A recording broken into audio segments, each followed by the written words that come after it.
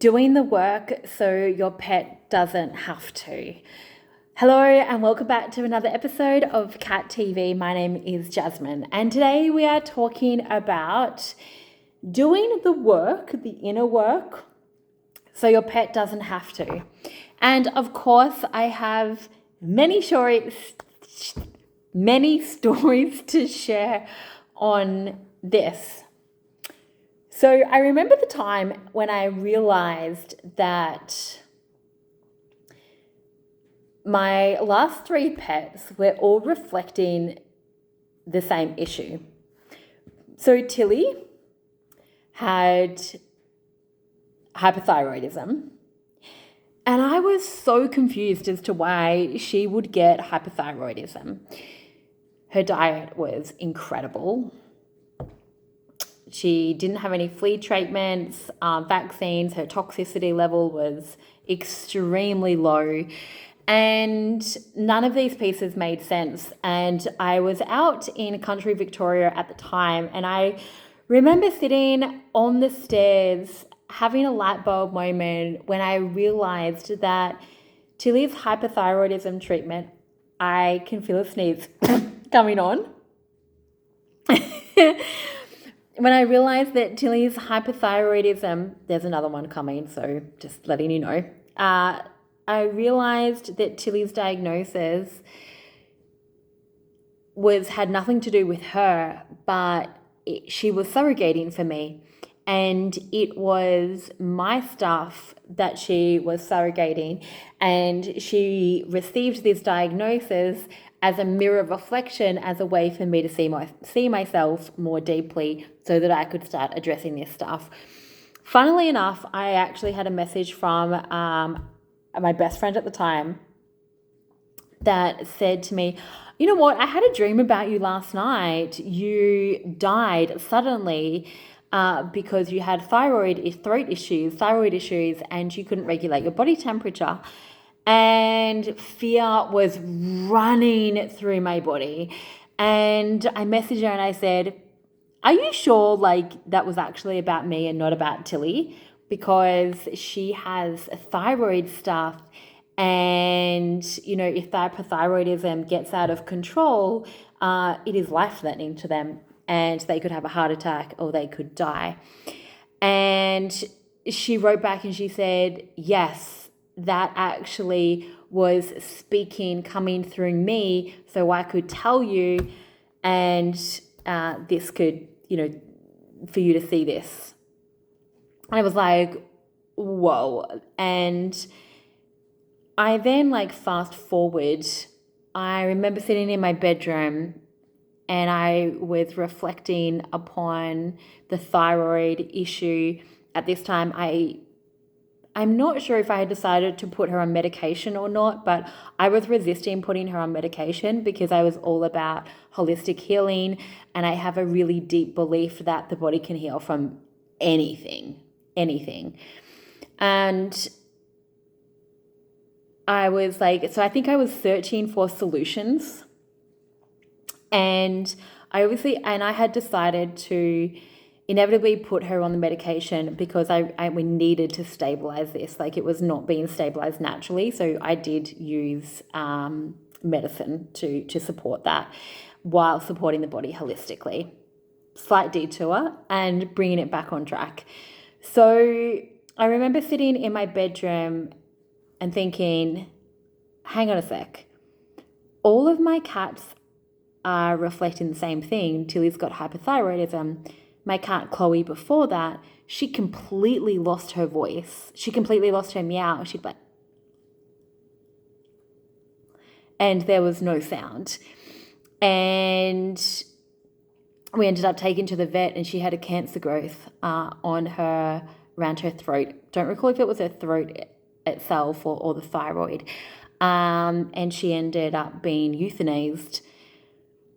And then we had another cat, Bella, who wasn't particularly mine, but in the family home, and she had issues as well. And so there was this pattern unfolding right in front of me where all of my cats were reflecting the same issue. They were reflecting thyroid issues. And when I realized that I was the common denominator, that this was not just some random occurrence, that all of our three cats have had three issues, completely unexplainable. Why would Tilly get hyperthyroidism? Why did Chloe completely lose her voice, and Bella as well? Then I started looking at it from a higher perspective, and I started looking at it spiritually and going, okay, they are surrogating for me, and they are reflecting back to me saying, you need to look at your throat.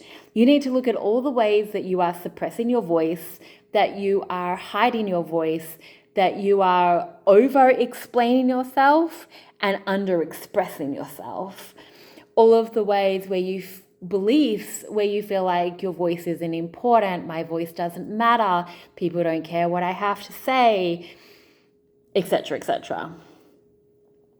And when I realized that this actually was the reason, and it wasn't anything to do with what I was feeding them, how I was, I was going to say bringing them up, that's not the right word, but how I was looking after them.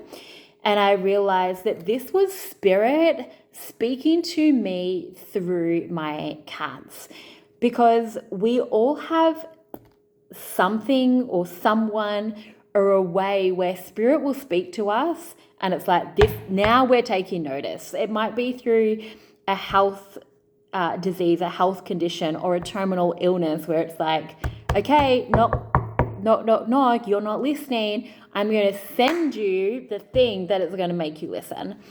And for me, that way comes through animals.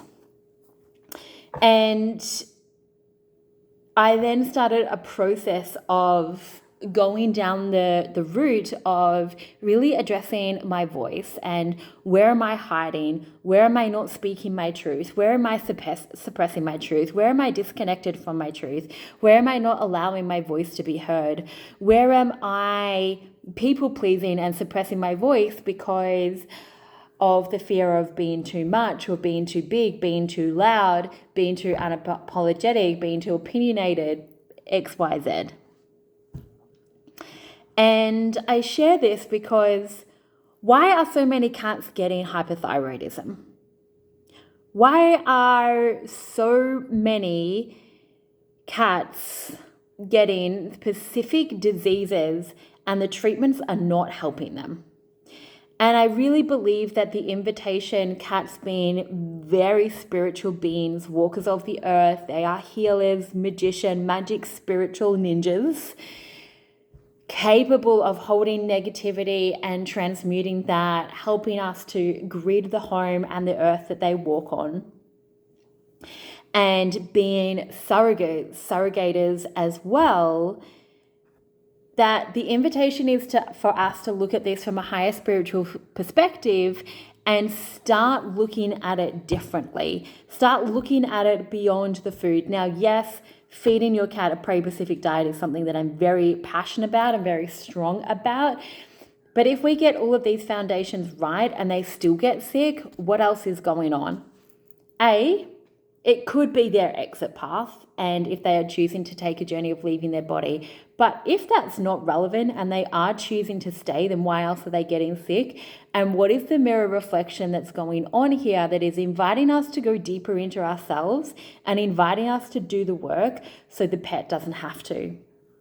In my case, I realized this, and once Tilly had transitioned and she'd passed, I made a commitment with myself and a promise to myself that I will do the work that Tilly showed me and Tilly brought forth to me to ensure that she doesn't have to come back and replay the same pattern and do the same thing again. Meaning she doesn't have to come back and have a thyroid issue or get hyperthyroidism so she can reflect the same issue again. That's done. It's cleared.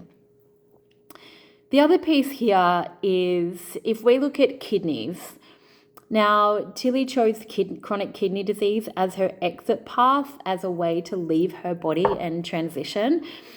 And the information that I have received is that her kidney diagnosis had nothing to do with my kidneys, even though my kidneys were on fire.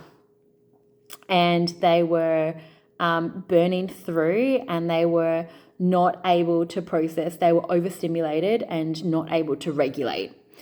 And so whilst my kidney stuff and her kidney stuff were not related, there still is an invitation for us to be able to look at these pieces from an energetic and emotional perspective. In Chinese medicine and kinesiology, the kidney meridian holds the emotions and energies of fear. It does hold others like anxiety and panic as well, but fear is the biggest. And so I really do believe that if our pets are presenting any sort of health conditions, hyperthyroidism, kidneys, gallbladder, liver, the invitation is always for us to reflect that and look internally and going, okay, so kidneys represent fear. Where am I living in fear? Where is fear dominating my life? Where is fear taken over and I'm afraid to be able to do something, to be able to go somewhere or action something? Am I in balance with fear? Because we never get rid of fear, but where is fear over-regulated or overstimulated? Where is there too much fear, too much energy going into the kidneys around fear that's put the kidneys out of balance? If we look at the liver meridian, and if we go, okay, there's something going on with the liver, yes, we can look at maybe from a physical perspective around, okay, are there medications that my pet is taking that is really putting the liver out of harmony? And then maybe that's got nothing to do with me. But let's say your cat or your pet is fine, and then all of a sudden they present with liver disease, and it's like, doesn't make sense. And so it's probably what I'm more referring to is when the pet has received diagnosis and it doesn't make sense, that we then get to look at the representation for ourselves. And so the liver, anger, rage, resentment, where is there unprocessed anger, rage, resentment? Where is this not being expressed? Where am I overexpressed in this area? Where am I holding deep-seated resentments that have not been spoken about or transmuted through the body? And then we also get to look at gallbladder and other areas as well. To bring more context to this story, my family had a dog called Sebastian. He was a Jack Aryan, so Jack Russell cross Pomeranian, beautiful little doggy, so sweet. And he died very unexpectedly 2 years ago in August of 2023. We did not see it coming. We did start to notice a few little shifts in him, but I think a lot of people can reflect back and go, okay, I saw a little shift, but I didn't think that they were dying, right? Or I didn't think that they were going to pass away. And little Sebi, he had cancer. He had anal cancer and a growth in his anal gland, which is actually very, very dangerous. And only a small minority of dogs get that. He also had stuff with his lung and I think it was his liver as well. And we went through the process of going, what the F is going on? How did he get this? We thought he was going to live forever. And when I stopped and I paused and I applied these principles and I started looking at what is the work that we need to do so our pet doesn't have to do it for us. This is where pet surrogacy also comes in, that our pet will carry our pain and our pet will take on our issues and they will manifest as disease so we can actually see it. And sometimes the pet will do it that maybe it's too much for the human to deal with in that moment. Did I say that right? Maybe it's too much for the human to deal with. So the pet will take it on board and process it through their bodies. That is a beautiful way of, another way of how our pets help us. And so pet surrogation is a very real thing. Not every pet does it, but a lot do. And so when I looked at this from Sebi and I looked at why the cancer was in these three sections of the body, Well, the lung is all about, okay, breathing. The lung, I'm suffocating. I can't breathe in. There is also a lot of grief and a lot of apathy that lives in the lung meridian. The liver, anger, rage, resentment, large intestine, anal gland, the inability to let go. And the dog started as my brother's dog, but very much became my mother's dog. And when I reflected these pieces back to my mother, they all made sense, because she had issues with in the chest, feeling like she couldn't breathe, living in apathy, feel like she was suffocating. The liver, deep-seated anger, rage and resentment towards aspects of her life and some people. And the large intestine, where she wasn't able to let go. And so this is the invitation. The invitation is for her to look at all of these pieces, work through that, move these emotions and these energies through the body, so the pet doesn't have to come back and do it again, take on these energies again, and the cycle keeps repeating. The energy work for me is to do this work with my throat, with my voice, to be able to work on my fears so Tilly doesn't have to come back and recreate these again and surrogate for me again. And so not many people are talking about this, but it is so important and so essential, especially if you are a beautiful spiritual being, which we all are. And you're an empath and you have experienced some trauma in your life, and your pet has come in to support you in this human experience and support you in a season of your life. And then your pet is actually going through some certain disease. The invitation for you is to take a step back and look at, what is the pet reflecting in me? Where is this showing up in my life? Where do I have unresolved grief, guilt, trauma, anger, resentment? Where am I suppressed in my throat? And you could apply these questions to any area of the body. If there's like parasites, for example, there's mites in their ears. Okay, mirror reflection, and not everything is going to apply, but it's about asking the question and going, is there something in here for me? Do I have parasites working in my body, physically, metaphorically? Are there parasites in my life, maybe through people, or am I actually giving life and my life force energy to something, to like a thought or a concept that is, creating this parasitic energy? And I think once we start asking this question, it may or may not apply. And it's not about becoming over analytical and trying to decode every little thing, but just offering ourselves a check-in and going, hey, is there something in here for me?